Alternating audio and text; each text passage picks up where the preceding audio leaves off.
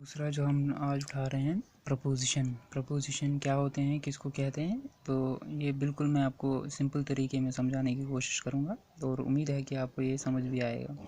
पहले तो मैं शुरू करता हूँ जैसे मैंने लिखा है।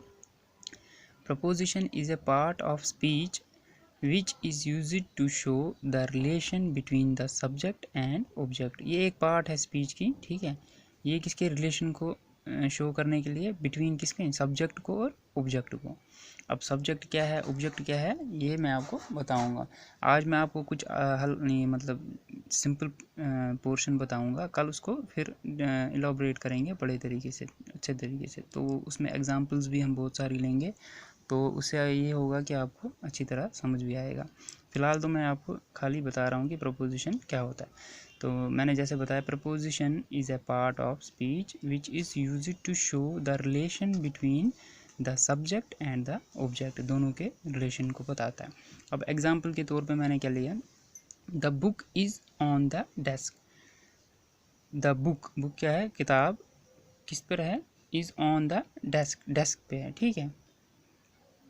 तो इसमें आप अब सोचोगे सब्जेक्ट क्या है, ऑब्जेक्ट क्या है, प्रपोजिशन क्या है, ठीक है। तो ये भी आपको मैं बताता हूँ।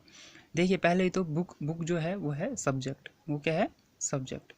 उसके बाद इज़ ऑन क्या हो गया, प्रपोजिशन कौन कौन से हैं ये भी मैं आपको बताऊँगा।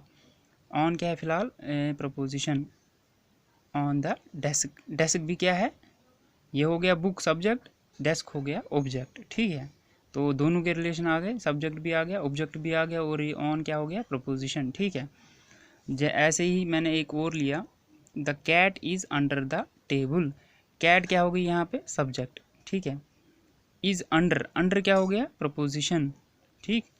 द टेबल क्या हो गया, ऑब्जेक्ट, ठीक है। तो ये मैंने आपको बिल्कुल सिंपल तरीके से बता रहा हूँ मैं आपको, इसको इलाबोरेट कल करेंगे हम और भी बड़े तरीके से।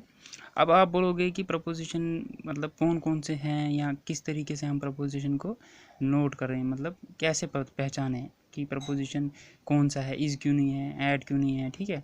तो ये मैं आपको बताता हूँ कौन कौन से प्रपोजिशन आप माइंड में रखिए। देखिए, ऑन होता है प्रपोजिशन, ठीक है, ऑन आया था यहाँ। इन होता है, ठीक। एट होता है, on, in, at, of, with, to, under भी आया यहाँ पे। देखिए आप, the cat is under the table, तो ये भी प्रोपोजिशन मैंने मार्क किया था। इनटू, ठीक। Are all the prepositions. On, in, at, of, with, to, under, into, ये सारे क्या हैं, प्रपोजिशंस। तो आप अपने माइंड में पहले से ही बिठा रखिए, ये मतलब ये चीज़ें बिठानी है कि ये जो जब भी आपको कोई चीज़ मतलब प्रपोजिशन पूछेगा, तो इस सेंटेंस में आप बताइए प्रपोजिशन कौन सा है। मिसाल के तौर पे मैंने लिया, the book is on the table, तो आपको इसमें शॉर्ट में पूछेगा वो कि बताइए इसमें प्रपोजिशन कौन सा है। तो जब आपको ये ध्यान में होंगे, ऑन है, इन है, एट है, ऑफ है, विद है, टू, अंडर, इनटू, ये सारे प्रपोजिशंस हैं।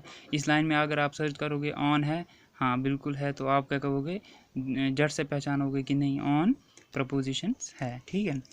तो ये शॉर्ट तरीके से मैं आपको समझा रहा था।